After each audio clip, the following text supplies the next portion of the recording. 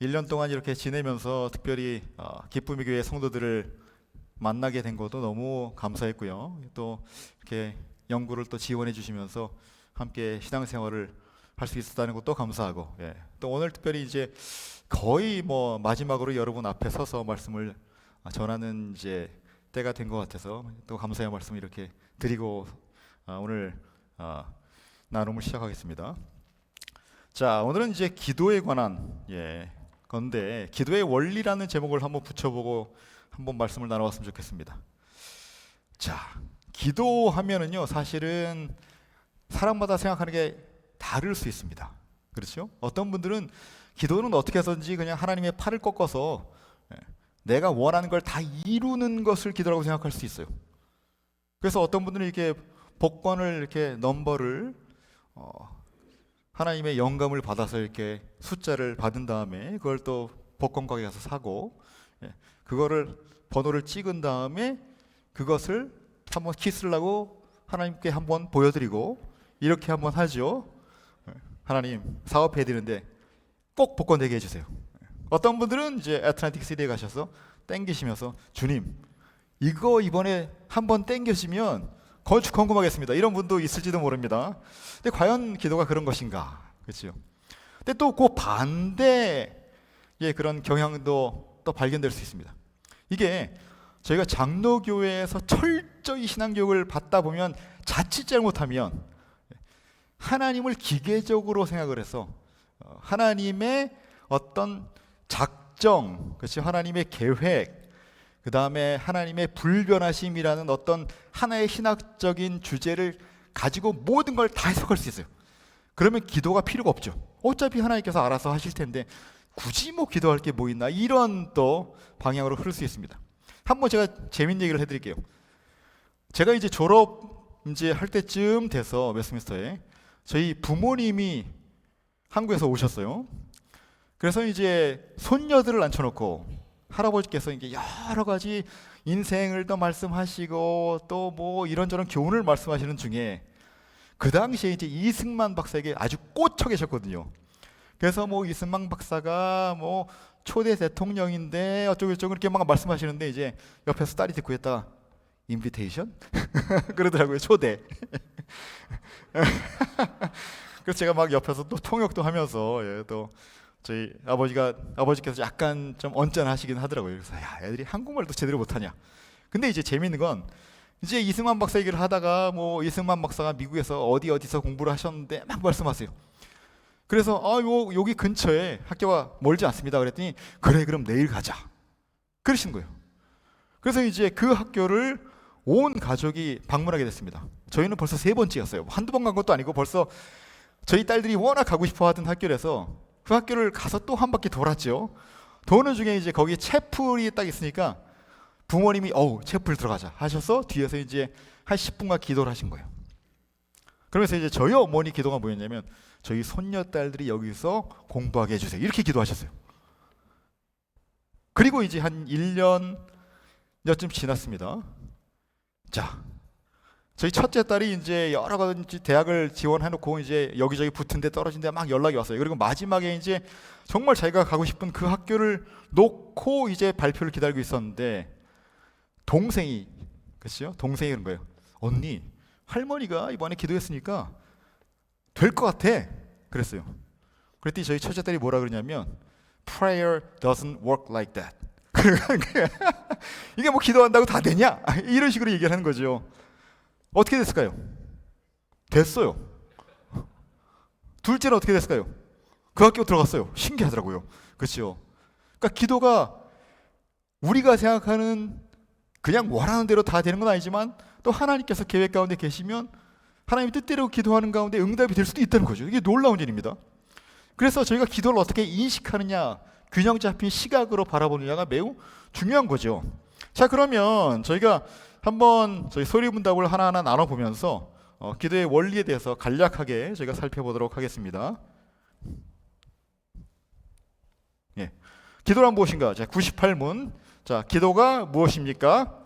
기도는 우리의 소원을 하나님께 아뢰는 일입니다. 우리의 죄를 고백하며 그리스도의 자비를 감사한 마음으로 인정하면서 하나님의 뜻에 맞는 것들을 그리스도의 이름으로 아뢰는 것입니다. 그렇습니다. 기도의 정의 그러면 일반적으로 이렇게 돼 있죠. 우리의 소원을 하나님께 아뢰는 일이다. 그렇죠. 그게 기도예요. 근데 구체적으로 따져보면 여러 가지 요소들이 있다는 거죠. 특별히 중요한 건 죄의 고백으로 시작한다는 거예요. 왜 죄의 고백이 중요할까요? 기도에 있어서.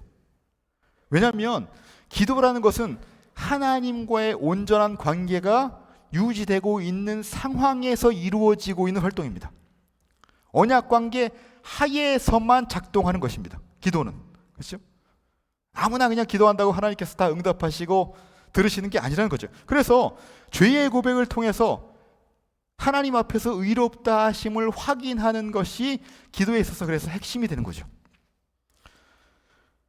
그래서 예수님께서 기도에 대해서 비유를 말씀하실 때 누가복음 18장 보시면 바리새인의 기도와 세리의 기도를 비교하시죠.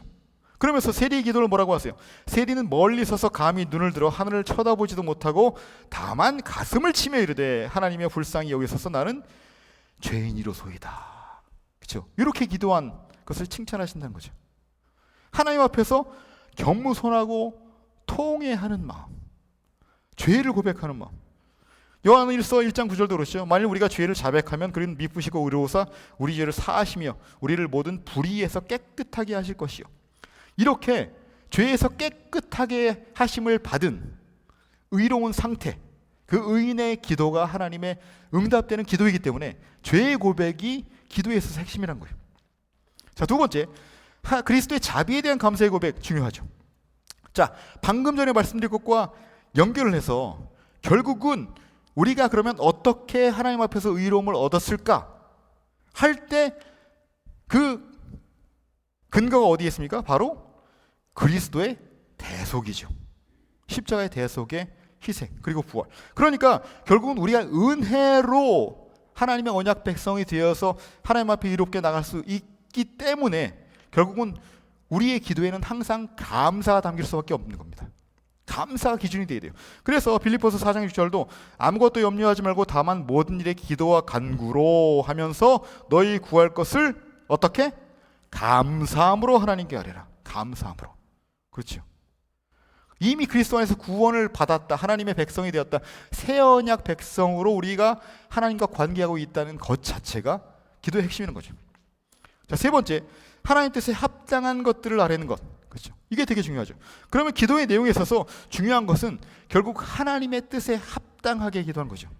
내가 원하는 것 그냥 다 하나님 앞에 그냥 뭐 이것 달라 저것 달라 하는 게 중요한 게 아니라 하나님의 뜻이 무엇인지 하나님의 기뻐하시는 뜻을 분별한 것이 상당히 중요하죠. 그게 그리스도의 기도셨어요. 겟세마네 동산에서 기도하실 때 뭐라고 하세요?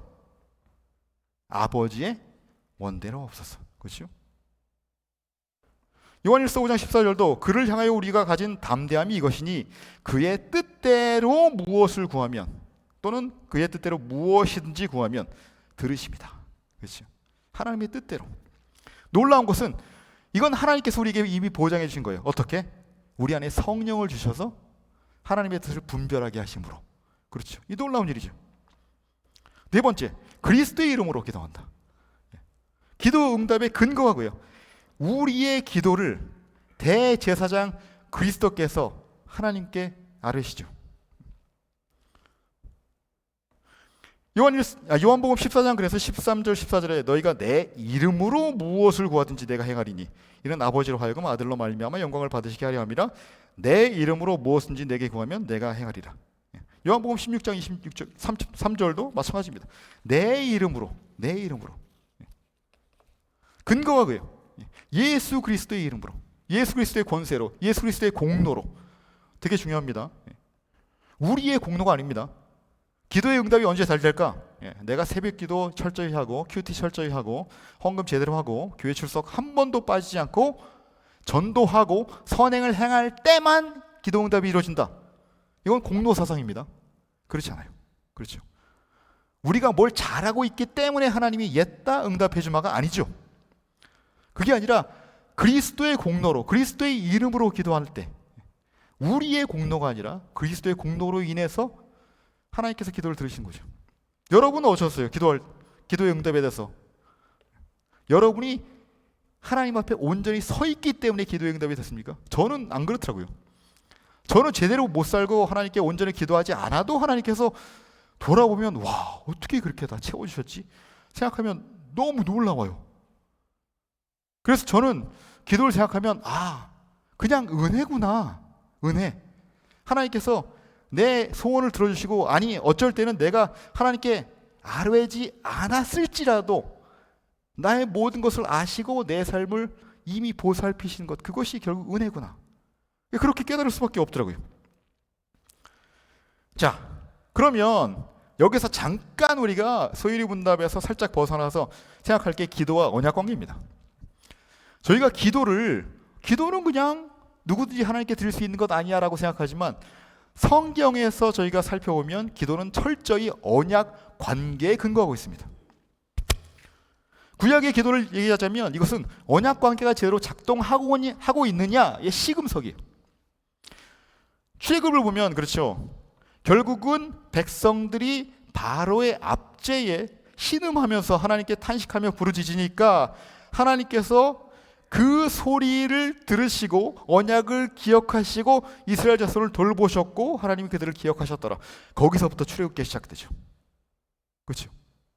언약 관계. 아브라함과 이삭과 야곱과 맺은 그 언약을 기억하심을 통해서 하나님의 백성의 구원의 일이 일어나는 거예요.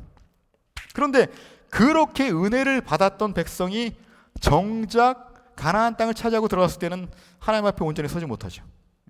그래서 결국은 그들이 죄악으로 인해서 심판에 처하게 됩니다. 그런데 심판을 선고하시는 여러 가지 부분 중에서 중요한 게 뭐냐면 기도를 듣지 않으신다는 선고예요.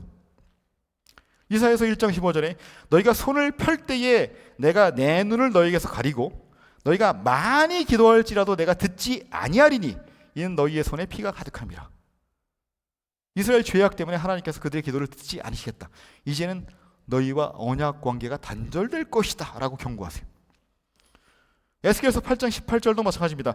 그러므로 나도 분노로 갚아 불쌍히 여기지 아니하며 긍휼을 베풀지도 아니하리니 그들이 큰 소리로 내 귀에 부르짖을지라도 내가 듣지 아니하리라. 언약 관계가 깨지잖아요.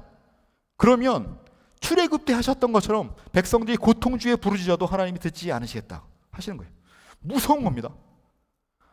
언약 관계가 작동될 때만 기도의 응답이 있는 거예요. 그런데 나중에 언약 관계를 회복하시겠다고 약속하실 때는 바로 기도의 응답을 그 증거로 주세요. 여러분 잘 아시는 예레미야 29장 12절 13절 너희가 내게 부르짖으며 내게 와서 기도하면 내가 너희들의 기도를 들을 것이요 너희가 온 마음으로 나를 구하면 나를 찾을 것이요 나를 만나리라. 그렇죠? 이게 언약의 회복의 약속의 아주 중요한 부분이라는 거죠. 기도하면 내게 부르짖으면 온 마음으로 나를 구하면 하나님께서 응답하시고 만나 주시겠다는 거예요. 그렇죠? 언약 관계가 회복될 때. 더 놀라운 것은 이사야서 65장에 보면 새하늘과 새 땅 새 예루살렘의 예언이 나오죠. 그때 회복될 언약, 그 가운데 아주 재밌는 부분이 등장하는데 이렇게 말씀하세요. 65장 24절에 그들이 부르기 전에 내가 응답하겠고 그들이 말을 마치기 전에 내가 될 것이다. 그렇죠? 이미 하나님께서는 당신의 백성들을 보살필 준비가 다 돼 있으세요. 우리가 기도를 간절히 많이 해서 하나님 아직 못 알아들으세요? 잠깐 제가 다시 설명드릴게요. 그리고 중언부언 막 설명하고 예화 들고 그래야지 하나님께서 그게 그 말이냐? 그게 아니라는 거죠. 하나님의 언약 백성으로 회복하실 때는 하나님이 이미 백성들의 필요를 다 아시고 이미 기도를 응답하신다는 거예요. 기도를 마치기도 전에, 부르기도 전에. 그게 바로 신약에 있어서의 기도의 이해에 상당히 중요한 부분이 됩니다. 신약의 기도는 바로 예수 그리스도의 대속으로 인해 이제 새 언약의 백성이 된 그 백성들과 하나님과의 관계가 작동하고 있다는 증거이죠. 증거. 이것은 구약의 선지자들이 얘기했던 하나님과 언약 백성의 관계의 회복 또는 화목, 영어로는 reconciliation 이렇게 얘기하는데 거기에 근거하는 거예요. 거기에 예수 그리스도의 죽으심으로 말미암아 우리가 죄 사함을 얻고 하나님 앞에서 의롭다 하심을 얻게 되니까 그때 하나님께 기도하고 응답받을 특권이 생긴 것이죠. 이건 놀라운 특권입니다. 여러분이 하나님께 기도하고 응답받는다는 것, 이거는 그냥 어디 뭐 점집에 가서 돈 주고 복채 주고 내가 원하는 대로 해주세요 될까 말까, 그거랑 전혀 차원이 다른 거죠. 그렇죠? 이 특권은 너무 놀라운 게 히브리서 4장 16절 보면, 그러므로 우리는 긍휼하심을 받고 때를 따라 돕는 은혜를 얻기 위하여 은혜의 보좌 앞에 담대히 나갈 것이다. 하나님 앞에 담대히 나간다는 거예요. 그것도 어디에? 은혜의 보좌 앞에.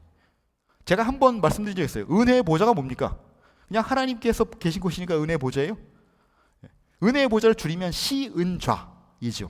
시은좌는 어디입니까? 바로 언약궤에 하나님께서 앉으신 곳, 그룹들 사이에. 그곳이 시은좌, 은혜의 보좌예요. 근데 그곳에 우리가 담대히 나가서 하나님의 은혜를 구할 수 있다는 거예요. 놀라운 일이죠. 이게 구약에서는 상상도 안 가는 일이죠. 시은좌는 1년에 딱 한 번 대제사장만 대속죄일에 들어갈 수 있는 거예요. 그런데 그 은혜의 보좌 앞에 담대히 나가서 기도할 수 있는 특권을 얻었다는 거죠. 또 놀라운 것은 신약 기도는 기도가 확실히 응답됩니다. 기도가 확실히. 마태복음 7장 7절 8절 구하라 그리하면 너에게 주실 것이요 찾으라 그리하면 찾아낼 것이요 문을 두드리라 그리하면 너에게 열릴 것이니 구하는 이마다 받을 것이요 찾는 이는 찾아낼 것이요 두드리는 이에게는 열릴 것이니라. 기도의 응답은 확실합니다. 확실해요. 물론 하나님께서 항상 우리가 기도하는 대로 예스만 하시진 않죠. 그게 하나님 보시기에 합당하지 않거나 우리에게 좋은 것이 아니라면 때로는 노우도 하시죠. 저희가 만약 돈을 많이 요구했는데 하나님께서 얘는 돈 주면 교만해서 나를 떠날 거다 하면 돈을 안 주실 수도 있어요. 그렇죠? 때로는 기다리라고 하시죠. 그렇죠? 기다리라. 또 때로는 우리가 기도한 것 이상으로 넘치게 응답하시죠. 그렇죠? 그게 놀라워요. 저는 제가 박사과정 공부할 때 박사과정을 좀 오래 했죠. 기억하신 분 아시겠지만 박사과정만 15년 했습니다.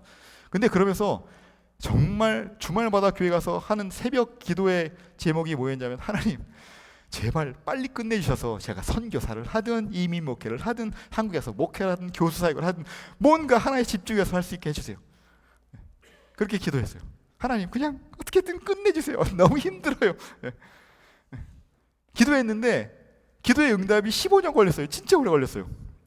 근데 15년 걸렸는데 돌아보고 나니까 와, 내가 기도한 것보다 훨씬 더 크게 응답하셨네. 그렇죠. 제가 오래 공부하다 보니까 아이들이 여기서 태어나서부터 다 잘하고, 둘째가 11학년 SAT 다 본 다음에 제가 한국 갔어요. 얼마나 감사합니까? 이게 아이들이 여기서 사춘기 때 방황할 때 아빠가 없이 엄마 혼자서 씨름하지 않았어요. 저랑 같이 했어요. 아이들이 고민하면 같이 얘기해주고 가이드해주고, 얼마나 감사했는지 몰라요. 얘네들이 일찍 한국에 들어갔으면 개고생은 좀 그렇고 생고생하다가 힘들었을 거예요. 신학교 교수님 중에서 정말 자녀 교육 때문에 소갈이한 분은 너무너무 많습니다.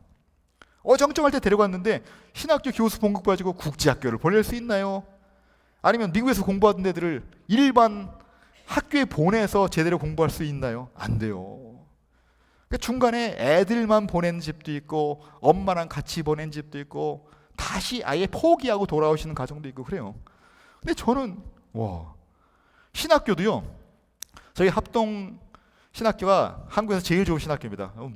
어떤 교수님이나 다 그렇게 얘기를 하겠죠. 근데 진짜 그래요. 왜냐하면 저희 학교는 정치 바람이 하나도 없습니다. 거의 한국의 모든 신학교가 재단 이사회 이사들을 다 등에 끼고, 교단 큰 교회 목사님들을 다 등에 끼고 그 안에 파벌 싸움이 막 벌어져요. 그럼 교수님들도 줄 서야 돼요.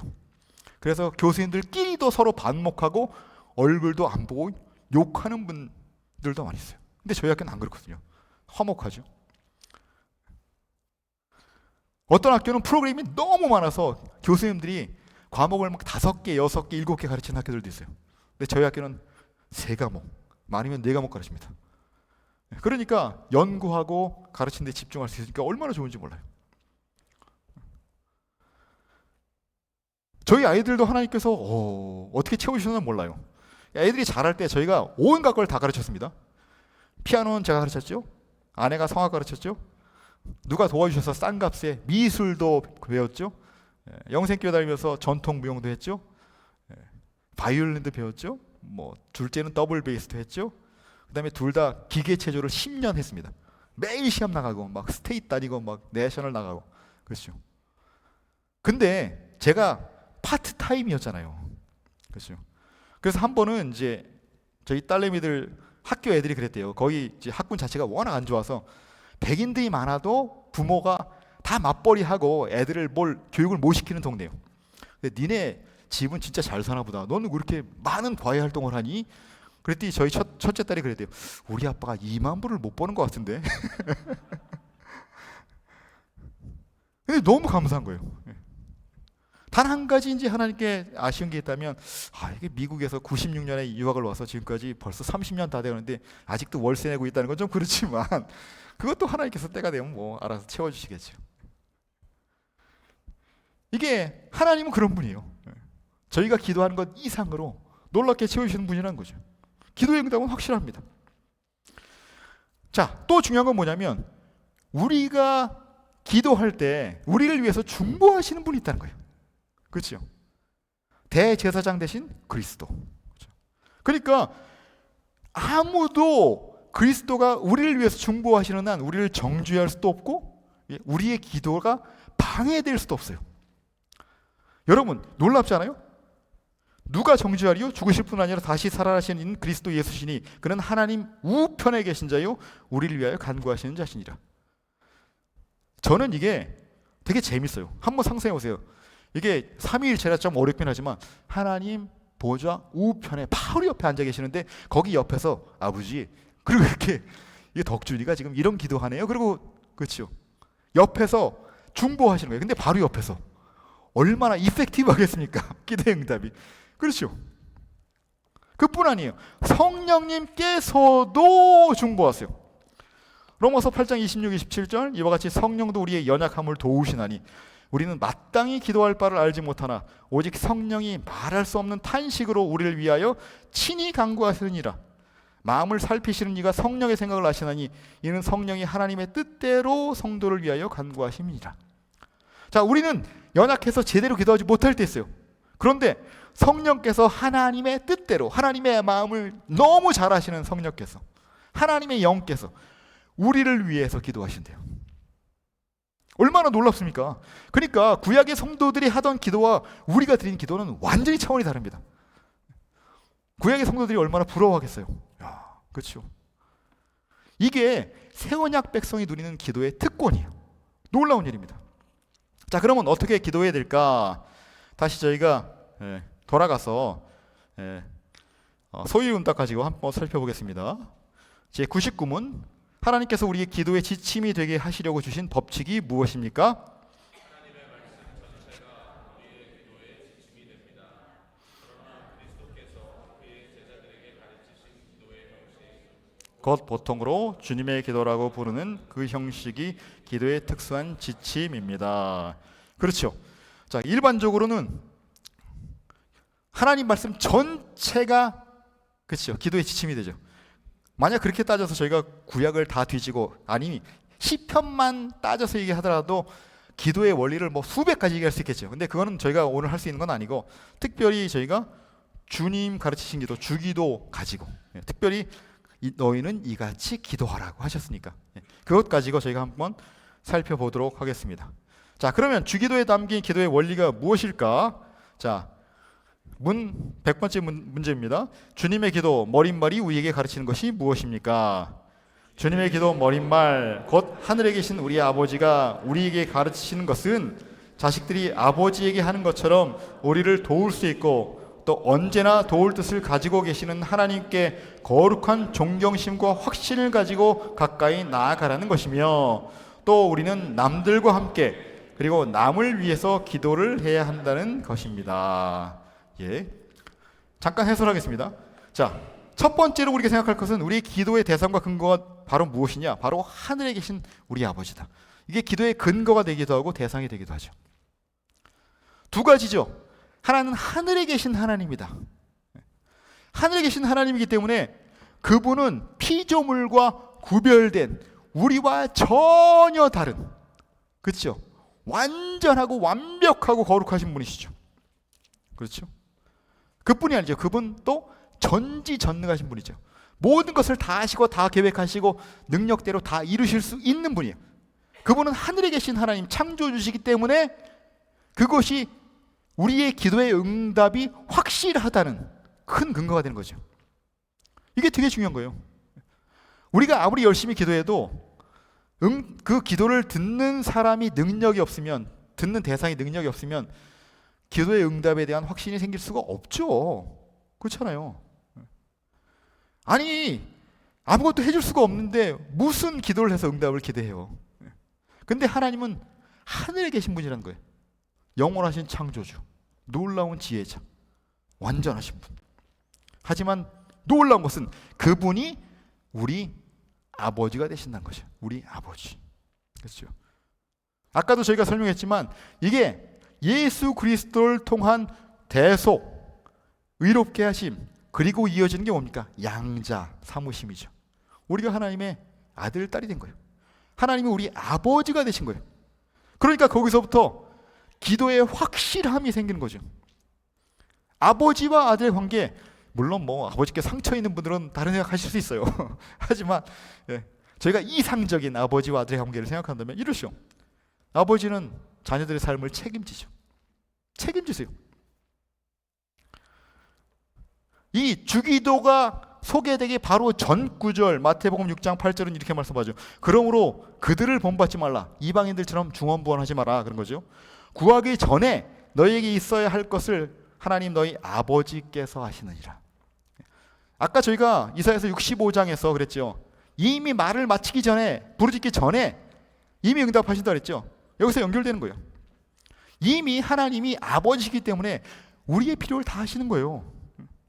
그러니까 이어지는 부분에 보면 나중에 우리가 무엇을 먹을까, 무엇을 마실까, 무엇을 입을까 염려하지 말라 쭉 나오면서 결론은 뭐예요? 그러므로 염려하여 이르기를 무엇을 먹을까, 무엇을 마실까, 무엇을 입을까 하지 말라. 이는 다 이방인들이 구하는 것이다. 너희 하늘 아버지께서 이 모든 것이 너희에게 있어야 할 줄을 아시느니라. 그렇죠? 아버지께서 아시는 거예요. 제가 한 번은 박사과정이 길어질 때 논문이 너무 지체된 적이 있어서 교회 사역을 1년을 쉬었습니다. 교회 사역을 1년을 쉬니까 수입이 전혀 없죠. 그래서 한국에 요청을 해서 어떻게 좀 도와주세요 해서 저희 부모님이 한 달에 1,000불씩 붙여주셨어요.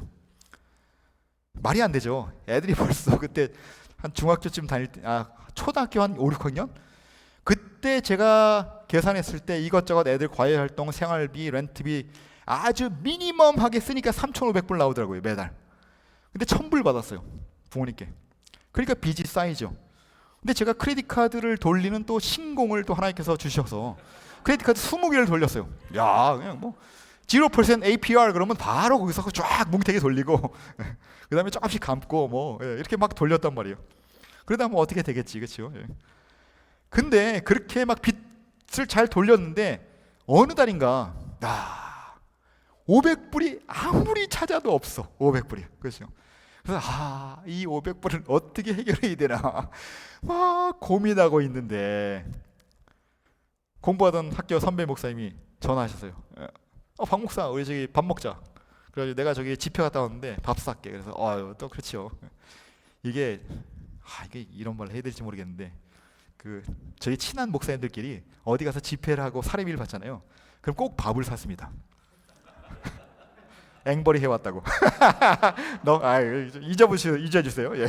어쨌든 오늘 밥을 사는구나 했어요. 밥을 먹었습니다. 커피를 마시고 있는데 저한테 체크를 주시는 거예요. 이게 집회를 끝나고 내려오는데 갑자기 제 생각이 나더래요. 지금 사역 쉬고 있는데 힘들겠다.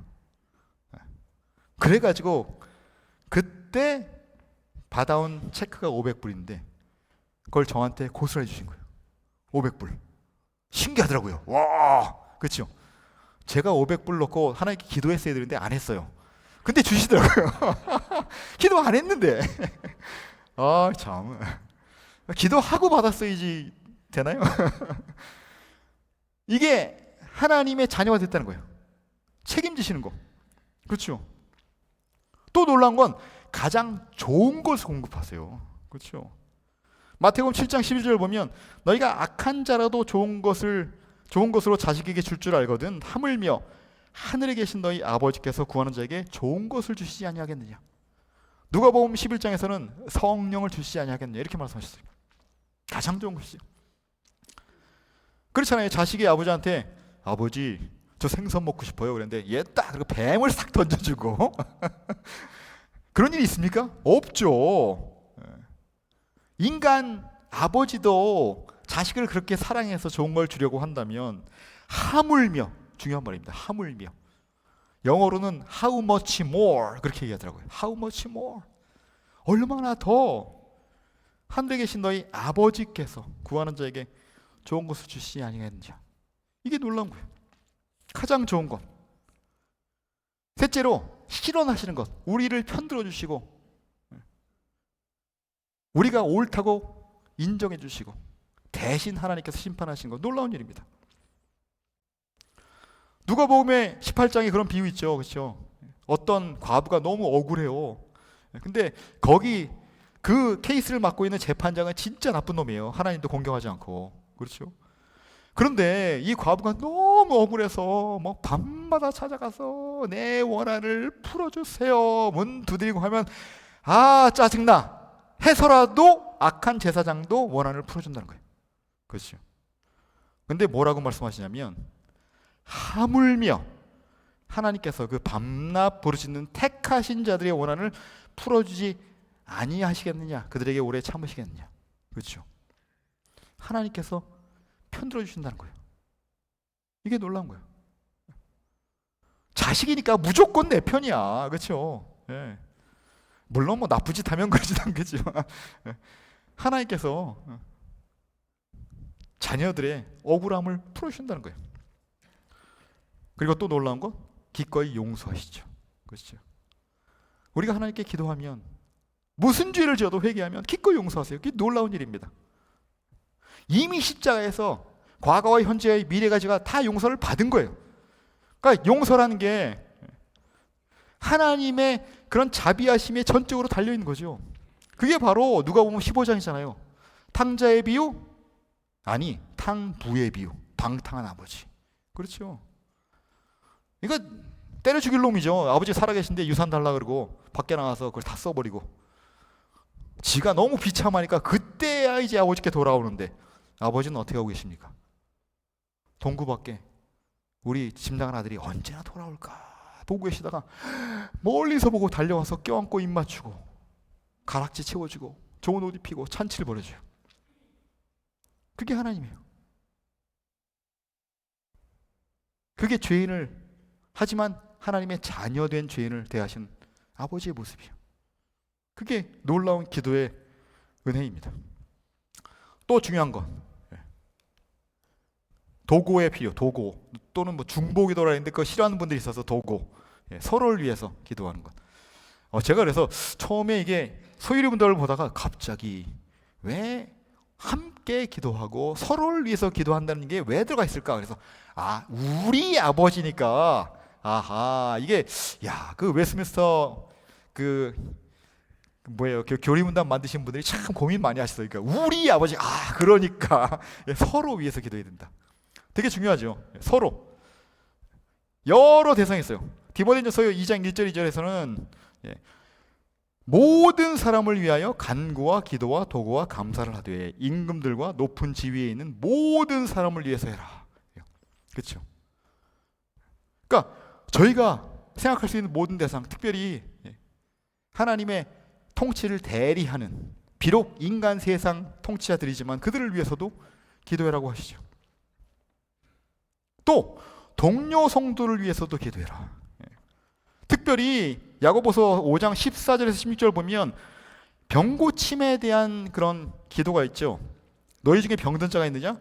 그는 교회 장로들을 청할 것이요 그들은 주의 이름으로 기름을 바르며 그를 위하여 기도할지니라. 믿음의 기도는 병든 자를 구원하리니 주께서 그를 일으키시리라. 혹시 죄를 범하였을지라도 사하심을 받으리라.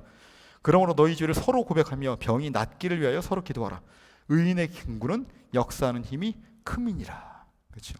여기서 의인의 기도는 하면 우리가 종종 착각하는 게 내가 의로운 삶을 완벽하게 살고 있을 때, 신앙생활 진짜 제대로 할 때 라고 생각할 수 있지만, 성경적인 특별히 신약의 정의에 따르면 의인은 예수 그리스도의 공로로 의인된 자들이죠.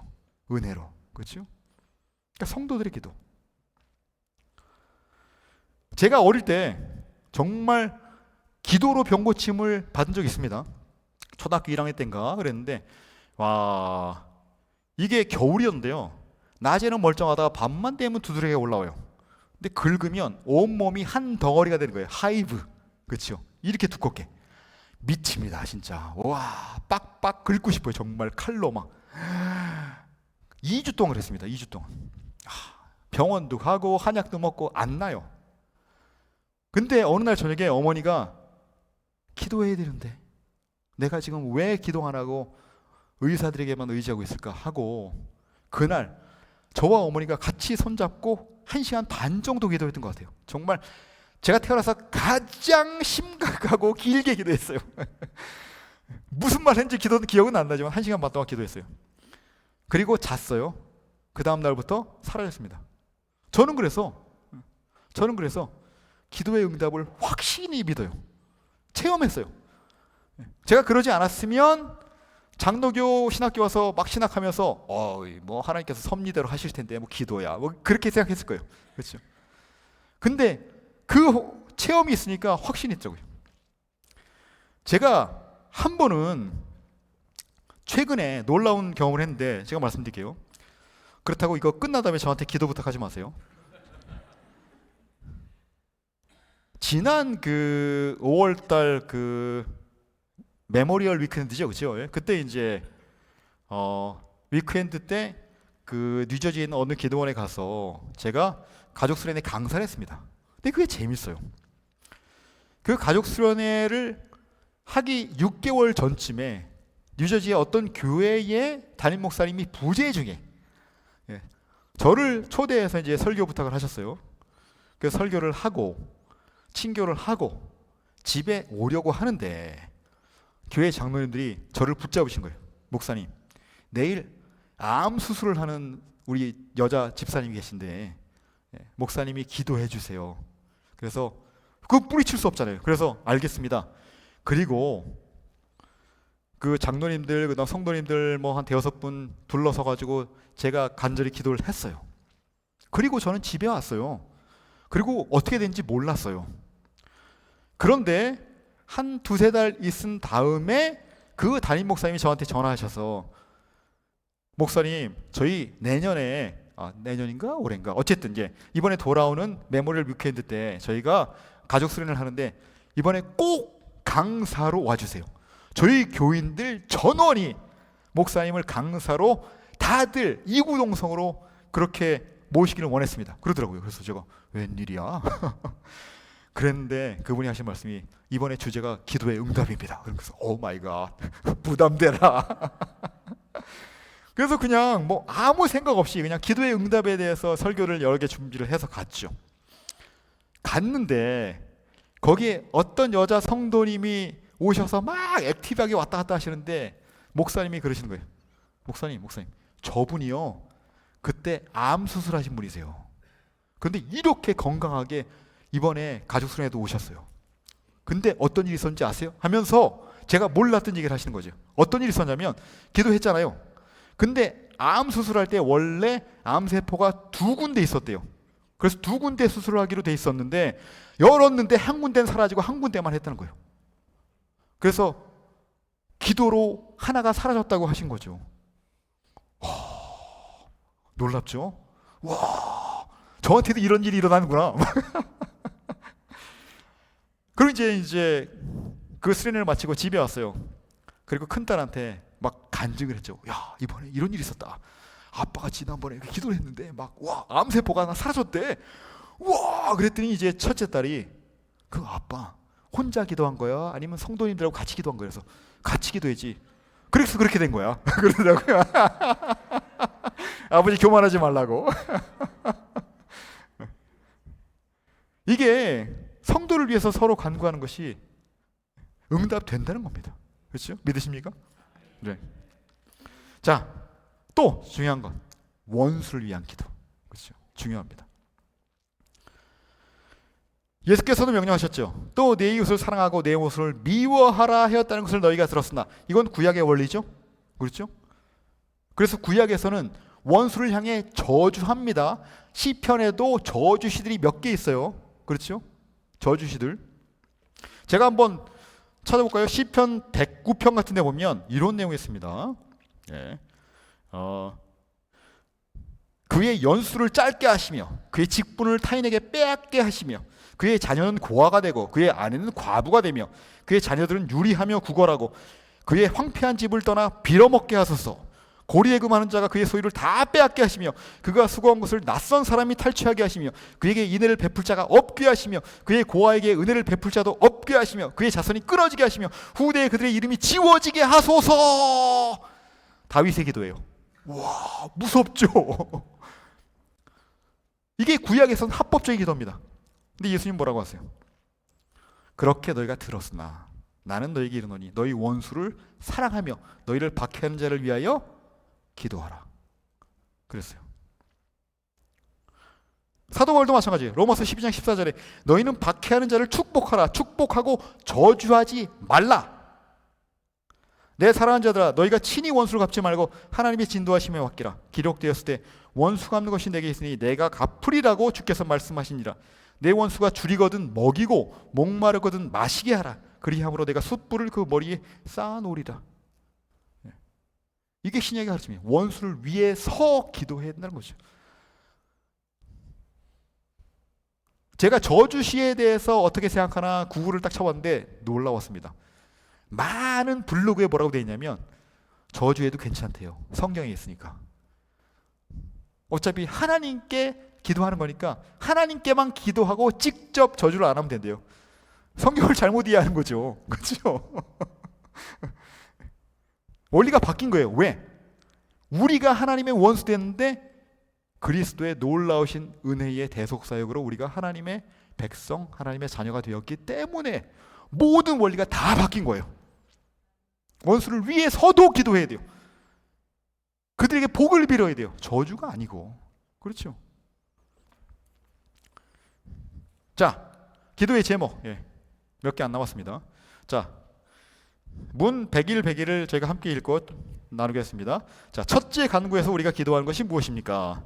아버지의 이름이 거룩하게 하시며 라는 첫 간구에서 우리가 기도하는 것은 하나님께서 자기를 알게 하시는데 방편으로 쓰시는 모든 일에 있어서 우리와 또 남들에게 그를 영화롭게 할 수 있도록 하게 하시며 또 모든 일을 그 자신의 영광을 위하여 처리하시라는 것입니다. 자, 하나 더. 둘째 간구에서 우리가 기도하는 것이 무엇입니까? 아버지의 나라가 오게 하시며 라는 둘째 간구에서 우리가 기도하는 것은 사단의 왕국이 파괴되는 것과 은혜의 왕국이 발전되어 우리들과 또 남들이 그리로 인도되어 그 안에 있게 되는 것과 영광의 왕국이 하루속히 임하는 것입니다. 그렇습니다. 자, 기도의 제목. 앞으로 이제 다음 주까지 이어질 텐데, 자, 아버지의 이름이 거룩하게 하시며, 그렇죠? 아버지의 이름이 거룩하게 되기를 소원하는 것 중요하죠. 우리를 택하신 목적이 뭐냐? 바로 그거예요. 하나님의 영광, 하나님의 이름이 거룩하게 되기 위해서. 일죠. 이것은 구약이나 신약이나 같은 원리입니다. 신명기 7장에도 그렇죠.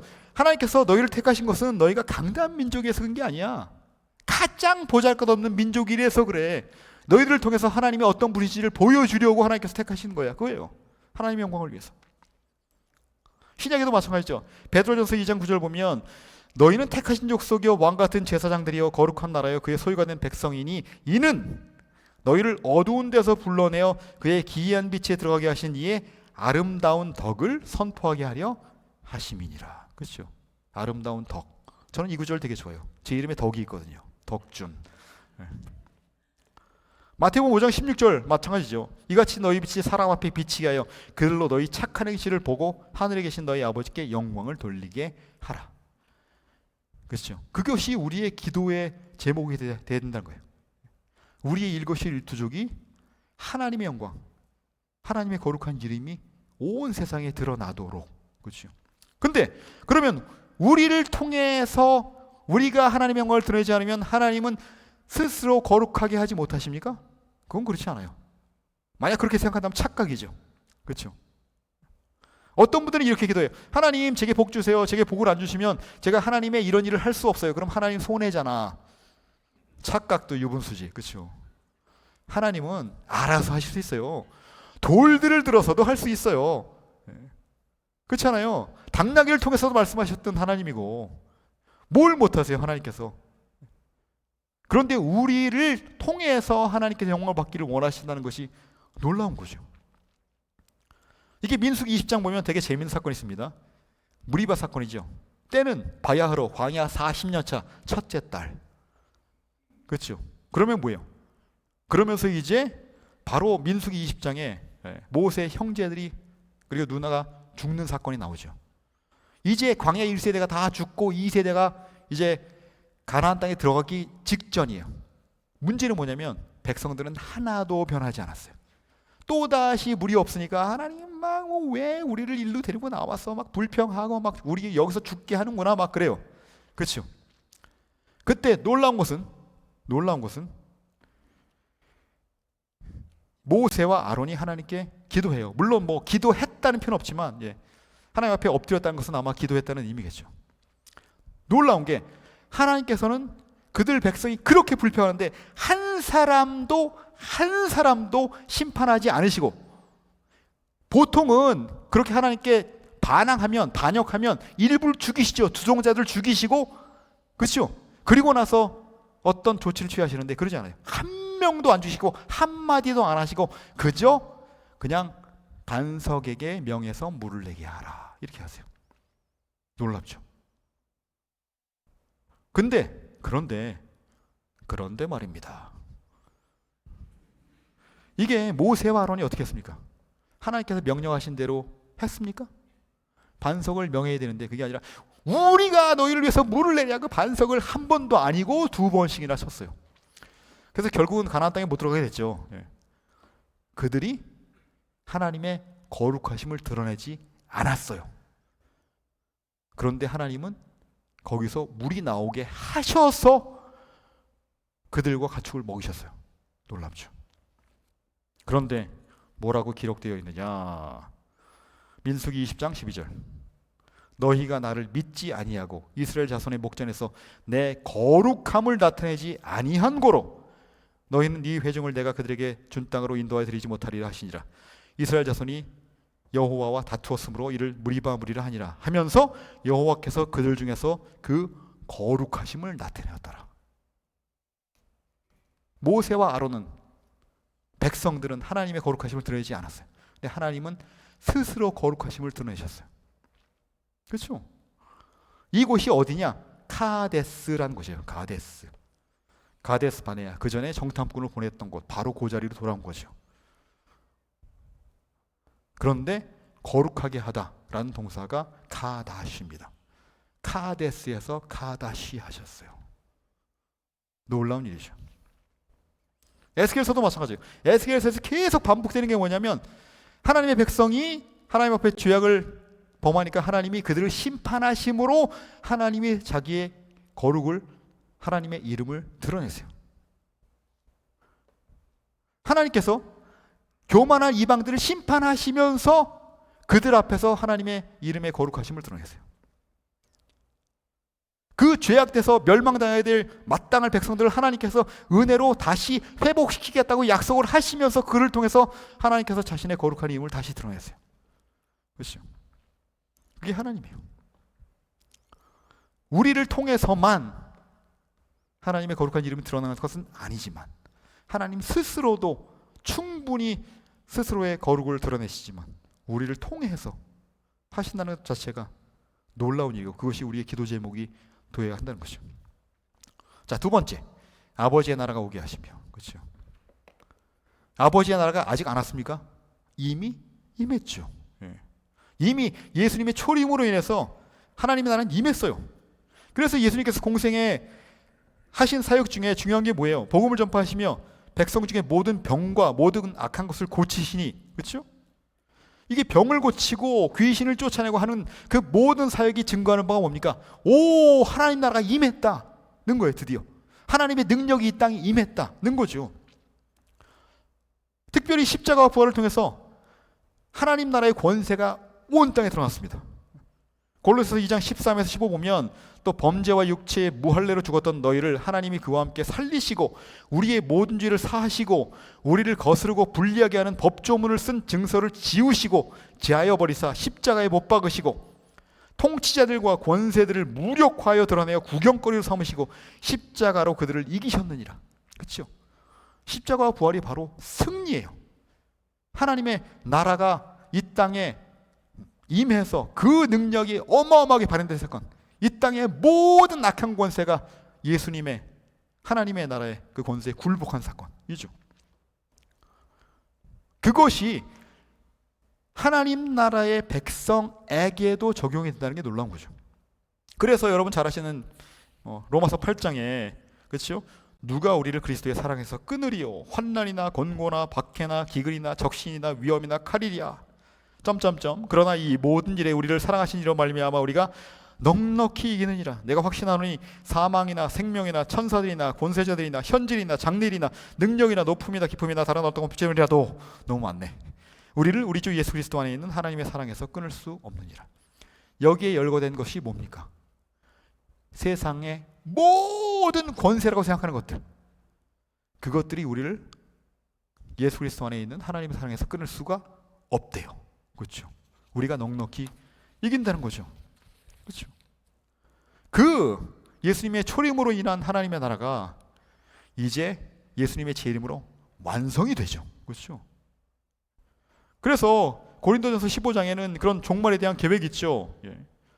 그 후에 마지막이니 그가 모든 통치와 모든 권세와 능력을 멸하시고 나라를 아버지 하나님께 바칠 때라. 그가 모든 원수를 그 발 아래에 둘 때까지 반드시 왕노릇 하시리니 맨 나중에 멸망받을 원수는 사망이니라. 그렇죠? 그와 유사한 내용이 또 마태복음 24장에 쭉 전개되죠. 이미 하나님의 나라의 완성에 대한 계획이 있어요. 지금은 온전히 임한 상태가 아니고 이미와 아직, 그렇죠? 헷갈린다. 이미와 아직 사이에 있기 때문에, already not yet, 그 사이에 있기 때문에 저희가 비록 하나님의 백성으로 하나님의 자녀로 살아가지만 여전히 우리가 괴로움 가운데 있을 때가 있죠. 하지만 그 마지막 때에 온전한 하나님의 나라의 완성이 있다는 거죠. 요한계시록에 그런 예언들이 그런 거죠. 음녀 바벨론이 패망하고 사탄의 세력에 대한 최종 심판이 이루어지고 이제 새 예루살렘과 영원한 하나님의 나라의 그런 도래 가운데 하나님의 백성이 영원한 영광을 누리고 하나님과 그리스도와 함께 왕노릇하는 놀라운 날이 곧 온다는 거죠. 그러니까 우리의 기도 제목은 마라나타이죠. 아멘. 주 예수여 어서 오시옵소서. 그렇기 때문에 새 언약의 백성으로 살아가는 우리의 궁극적인 기도 제목은 이것이어야 합니다. 하나님의 나라와 그의 의. 그렇죠? 하나님의 나라와 그의 의. 우리 삶에 그저 필요한 것들, 하나님 이거 주세요, 저거 주세요, 이거 필요해요, 저거 필요해요. 그것 자체가 우리의 기도의 중심이 아니라 우리를 통해서 하나님의 나라가 이 땅에 온전히 임하고 하나님의 의가 이루어지는 그 매일을 위해서 우리가 기도해야 된다는 것이죠. 적용하겠습니다. 자, 새 언약 백성으로 삼으신 은혜와 기도의 특권에 대해서 우리가 어떻게 적용할 수 있을까요? 첫째로 어떤 상황 가운데서라도 구속의 은혜를 기억하면서 감사하자. 그렇죠?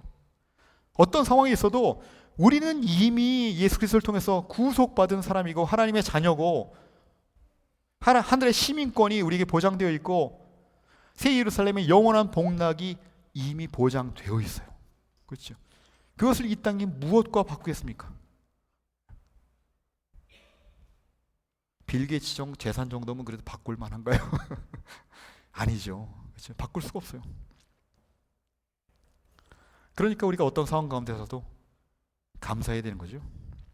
둘째로, 고통과 절망 중에서도 우리의 기도를 들으시는 하나님을 의지하자 하고 적용할 수 있습니다. 하나님은 우리의 기도를 듣고 계세요. 아니, 우리가 입을 열기도 전에 이미 우리의 소원을 다 아세요. 그렇죠? 그분을 의지하자는 거죠. 자, 그리고 또 우리의 기도가 확실히 응답될 것이기 때문에 그 확신을 가지고 담대히 살자. 담대히 살자. 될까? 에이, 뭐 몰라. 에이, 안 될 수도 있지. 뭐. 아우, 안 돼 어째. 아이, 뭐 그게 아니고요. 하나님 응답하실 것이다. 하나님의 뜻대로 이루실 것이다. 그 확신 가지고 담대히 살자고요. 두 번째로, 새 언약 백성으로서 우리가 어떤 기도의 자세를 가질까? 첫째로는 하나님께 모든 것을 다 아뢰면서 하나님을 기뻐하며 살아가자. 쉬지 말고 기도하라. 쉬지 말고. 뭐 물론 그렇다고 해서 우리가 가족들하고 얘기할 때도 여보, 하나님께서 그렇게 말씀하시기를 예수님의 이름으로 기도합니다. 막 그런 게 아니죠.